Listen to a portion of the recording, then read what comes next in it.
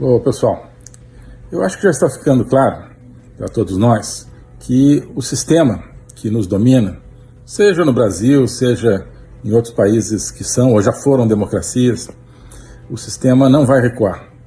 Esse sistema de moer o espírito, esse sistema de destruir a liberdade, de destruir a própria humanidade, não vai recuar.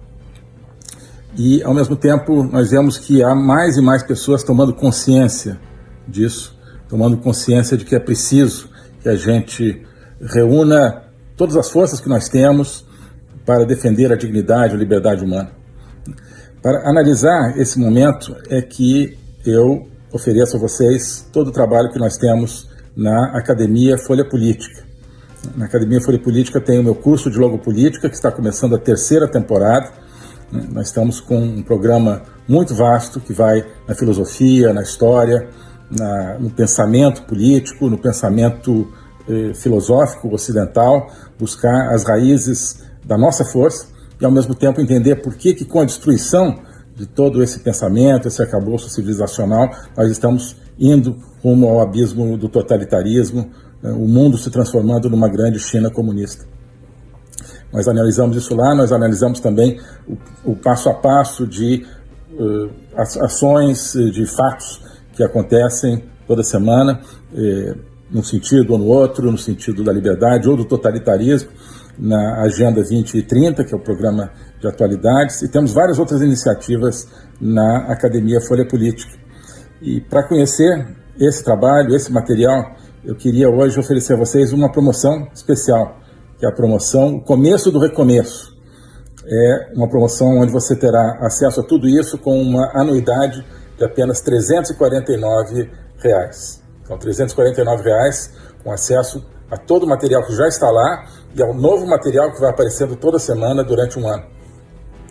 Com isso, eu acho que você vai estar junto com um grupo que está se aprofundando no estudo desse drama que nós estamos vivendo, né, de um avanço totalitário no mundo todo, mas ao mesmo tempo se conectar com esse começo de um recomeço, de uma reconquista daquilo que nos é mais caro como brasileiros, daquilo que nos é mais caro como pessoas que acreditamos na liberdade.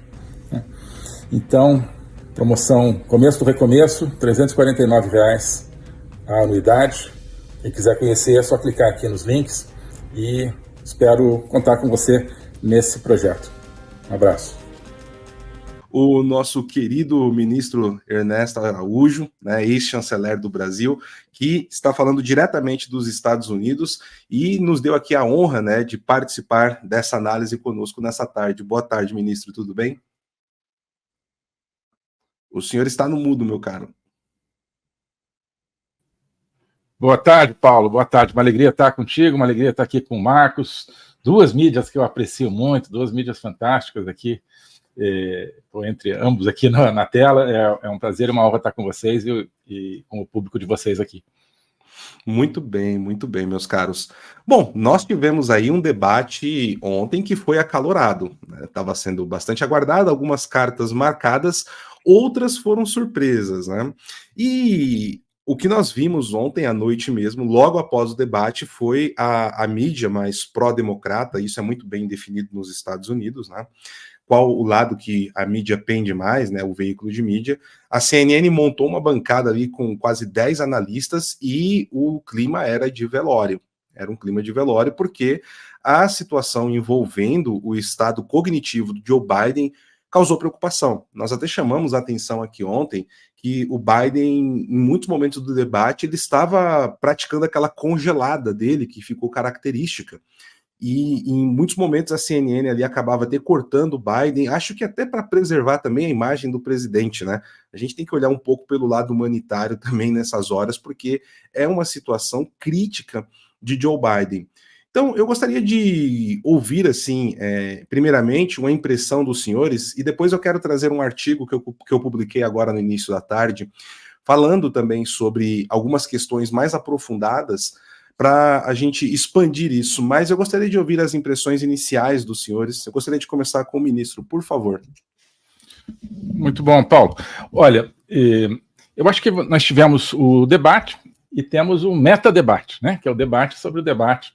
e todas as suas consequências, né, possíveis. No debate em si, eu, claro, tenho, como todo mundo, essa impressão básica de uma incapacidade do atual presidente Joe Biden de levar adiante uma campanha, uma discussão sobre os temas de uma campanha presidencial do jeito que se espera sempre numa campanha, né? Nunca houve na história desse país, né, dos Estados Unidos, um candidato presidencial que visivelmente tem o nível de dificuldades de expressão e de criar uma linha de ideias como o Joe Biden nesse debate. Então, primeiro, claro, o fato básico, acho que foi essa demonstração de uma fragilidade cognitiva, como você dizia, né? Nos outros aspectos, eu acho que muita gente está falando, e eu concordo, que houve uma contenção do Donald Trump, né? Ele foi menos agressivo do que em outras ocasiões, muita gente acha que isso contou pontos a favor dele, ele se conteve, não respondeu aos insultos do Biden, então a atitude do Trump também chamou atenção como uma atitude menos belicosa do que muita gente esperava. A questão de conteúdo, né? Acho que nenhuma novidade, como cada vez menos há novidades em termos programáticos ou de ideias nos debates, né?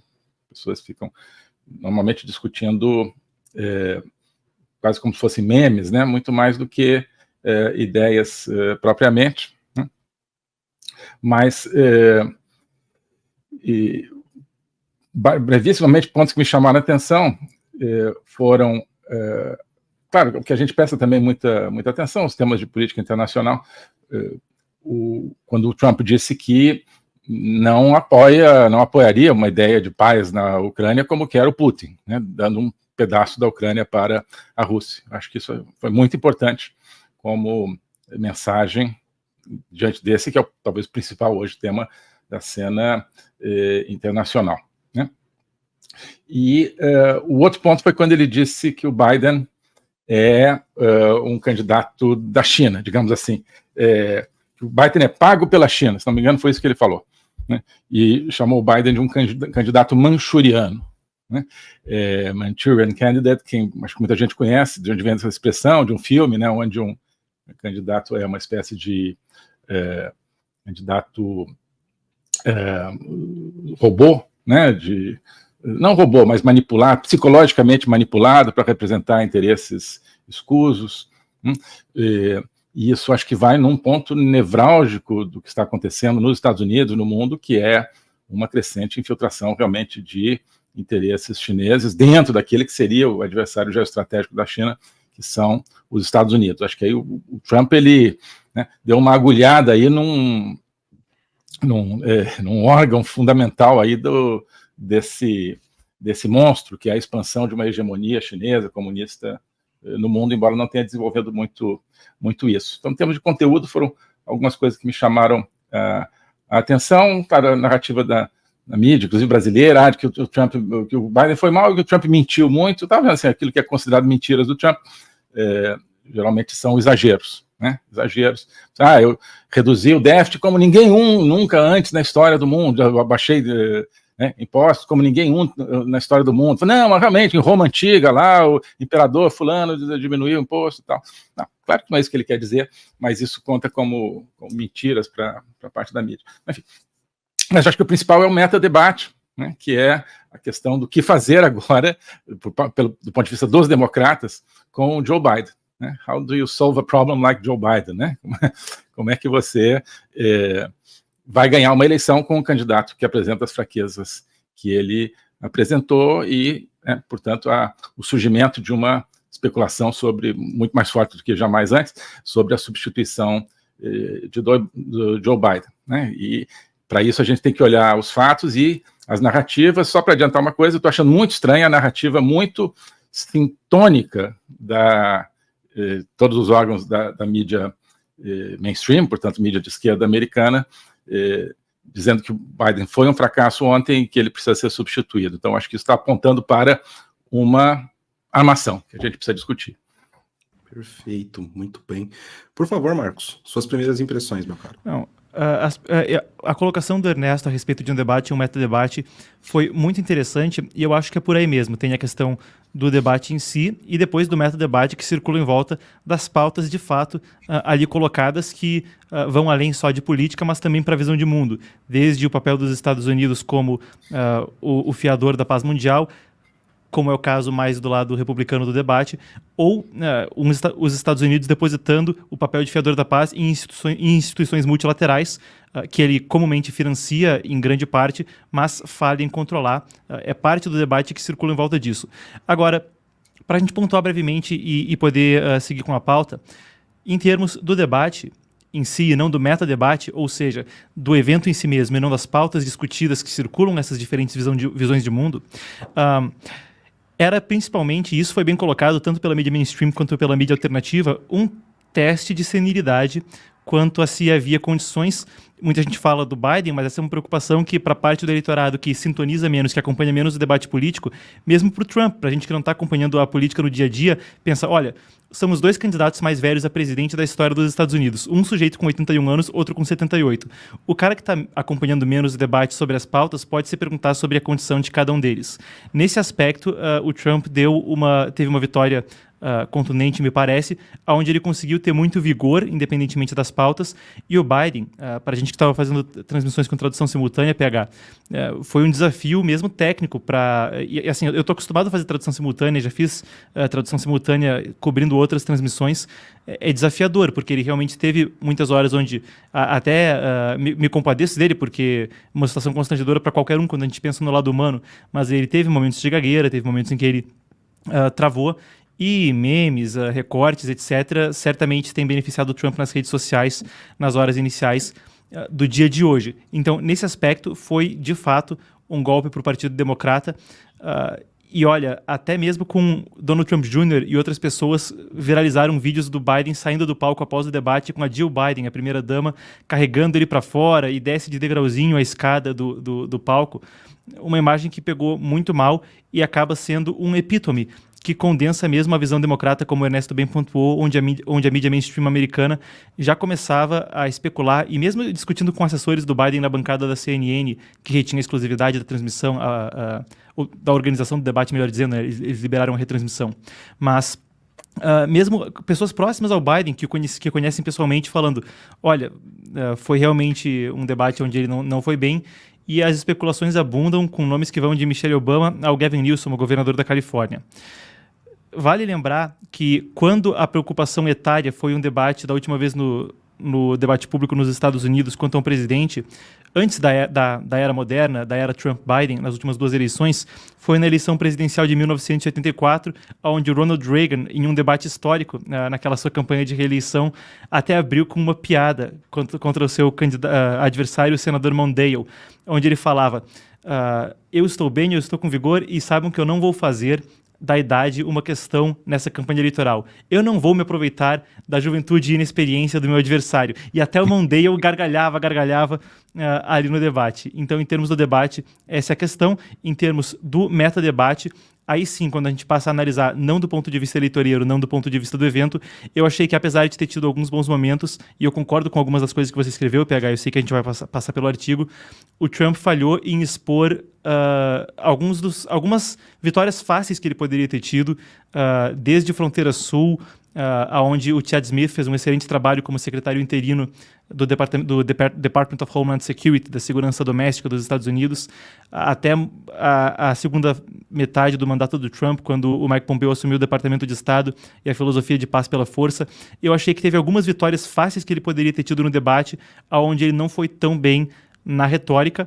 Queria lembrar que nós estamos com uma promoção para acesso à Academia Folha Política. Eu, além dessas lives semanais, como muitos de vocês sabem, que são abertas, eu tenho uma aula semanal do meu curso de Logopolítica, que é a política examinada à luz do Logos, que é todo o pensamento, filosofia da experiência humana. E tenho uma live semanal fechada, exclusiva, fechada não, né? Tudo é aberto para quem estiver ali, claro.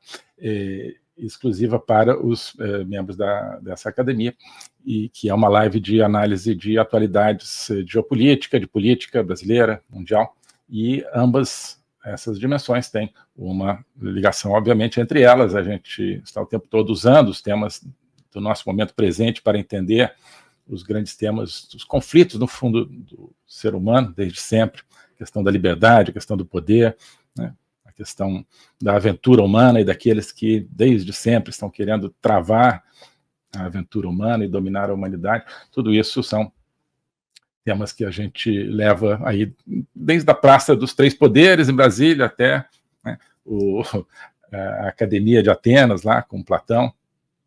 A gente faz essas conexões e muitas outras, né? E nós estamos vendo, por exemplo, no curso de Logopolítica, alguns aspectos da história de Napoleão, da biografia de Napoleão, que tem a ver com a Revolução Francesa, que tem a ver com uma remodelação da história. É um momento em que a história se encontra com a filosofia, para o bem e para o mal, é o momento das guerras napoleônicas. Estamos vendo um pouco isso. Uma das conclusões às quais a gente está chegando, apontando, é que nós estamos voltando, eu acho, a viver uma época de intensidade histórica, né? Diferentemente de todo um período de estagnação, estamos vivendo uma época de reintensificação da história, talvez semelhante àquela do período napoleônico, né? E isso é bom, isso é fundamental, porque a estagnação está levando as nações e a própria existência do espírito humano ao desaparecimento. No Brasil também, eu acho que estamos, quem sabe, né, nessa onda, mas nem tanto hoje, infelizmente. Precisamos voltar à crista da onda. O Brasil estava na vanguarda dessa reintensificação da história ali entre 2013, 2018, 2019, 2020. Né? Hoje nós caímos lá para trás. Hoje o Brasil, do jeito que está, é uma das forças que estão puxando a humanidade para baixo, né? Tem outras que estão puxando para cima. Vamos falar de tudo isso, estamos falando de tudo isso na Academia Folha Política. Então, e temos uma promoção, que é a promoção Começo do Recomeço. Esse Começo do Recomeço tem a ver com essa reintensificação da história, com esse, né, tomar de novo a história nas mãos, tentar transformar as coisas. E esse é o conceito, né? Começo do Recomeço, que foi um título, aliás, de uma live nossa aqui. E a promoção consiste no seguinte: R$ 349 te dão acesso a todo o conteúdo da Academia Folha Política por um ano inteiro. É o preço da anuidade, né, da academia. Tem também a opção mensal, R$ 40 por mês, dá R$ 480, claro, por ano. Então, também está disponível, mas se você optar, eu acho que vale a pena, pela anuidade, né, você tem, portanto, um excelente desconto e acesso a um material que já está presente lá e que vai sendo acrescido a cada dia, e você vai não só ter acesso a isso, mas participar da construção, digamos, desse material, dessa história, desse projeto de descobrimento, desse projeto de uma modesta aventura intelectual, tá? Essa é a nossa proposta. Então, estamos aqui com os links, as referências para essa promoção, que é a promoção Começo do Recomeço, Academia Folha Política, com esse conteúdo que eu descrevi e várias outras coisas. Bom, o globalismo existe, é uma coisa concreta. Ele é composto pelo Great Reset, do Fórum Econômico Mundial, pelo projeto hegemônico da China, pelo programa de manipulação e conquista da América do Sul pelo Foro de São Paulo e outros elementos. E esses elementos, eles atuam uns em benefício dos outros, sempre, principalmente através do controle da linguagem, porque o controle da linguagem é o controle do nosso pensamento. Então nós estamos tendo o nosso pensamento reprogramado, e essa reprogramação vai contra a nossa liberdade, vai contra a essência do ser humano. Isso é o globalismo. Com base nesse estudo, nessa experiência, é que eu criei o curso de Logopolítica. Toda semana eu dou aulas sobre geopolítica, literatura, filosofia, cultura de um modo geral, tudo isso em conjunto formando um espaço de conhecimento que eu denomino a logopolítica. para nós não apenas entendermos a ameaça do globalismo, mas podermos nos contrapor a ela. Se você quiser entrar nesse projeto de conhecer o globalismo e enfrentar o globalismo, clique aqui.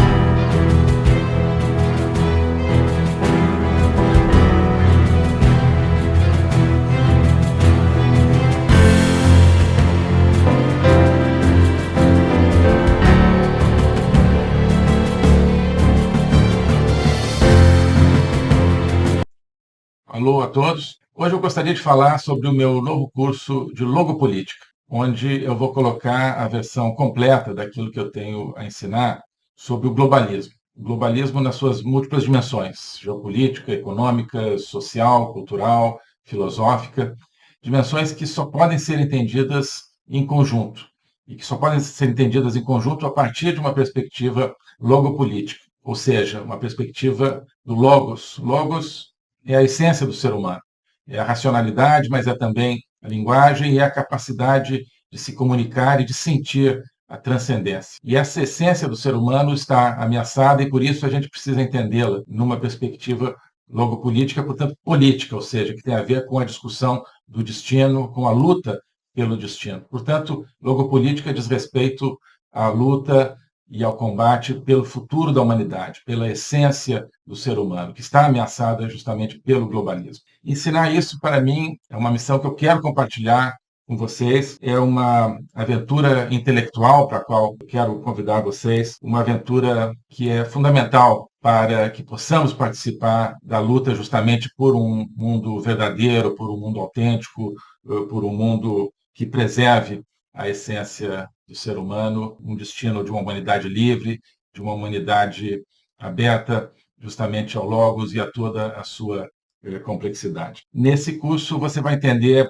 esses grandes combates, quais são as ideias que estão por trás daquilo que ameaça essa essência do ser humano, as grandes ideias que estão se confrontando, quais são as ideias que precisam ser mobilizadas justamente para a defesa, para a preservação dessa nossa essência. Portanto, é preciso entender as discussões filosóficas que não são puramente abstratas, que têm a ver, que têm efeitos diretos na nossa vida diária. Então, quando nós vemos os fenômenos da inflação, da guerra, da carestia, de várias carências no mundo de hoje, nós estamos diante, no fundo, de processos que têm a ver com as ideias. São as ideias por trás desses processos que determinam a sua problemática.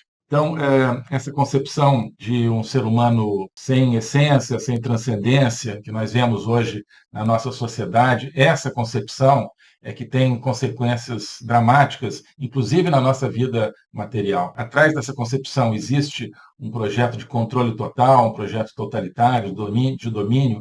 É por causa disso que nós assistimos hoje a fenômenos que nos parecem caóticos, que nos parecem desconectados, mas que vão acabando com a nossa liberdade, vão desestruturando a nossa sociedade, fazendo com que nós vivamos, mesmo dentro de países teoricamente democráticos, cada vez mais dentro de uma sociedade de controle. Então, nós hoje temos, você certamente tem, dificuldade de entender o que está acontecendo no mundo. Isso é decorrente justamente de visões parciais, que eu vou procurar cobrir e conectar. Então, não adianta entender apenas economia, apenas conflitos militares, ou apenas algumas questões sociais. É preciso entender as ideias que querem dominar o mundo e as ideias que precisam ser resgatadas para que nós preservemos a liberdade do mundo. Então é isso que eu quero oferecer a você nesse curso de Logopolítica. Nós vamos estudar o conceito, a evolução, a manifestação do globalismo, na história recente, sobretudo, mas ao longo de toda a história humana, as ideias atuais que conformam o globalismo, elas são muito antigas, assim como as ideias de defesa e preservação da essência do ser humano também são antigas. Então nós vamos lá atrás, nos gregos, nos pré-socráticos, Platão, Aristóteles, e vários outros autores ao longo da história, procurar entender tanto as ideias da defesa do logos, da defesa da essência do ser humano, quanto as ideias que hoje ameaçam tão fortemente e tão incisivamente a nossa liberdade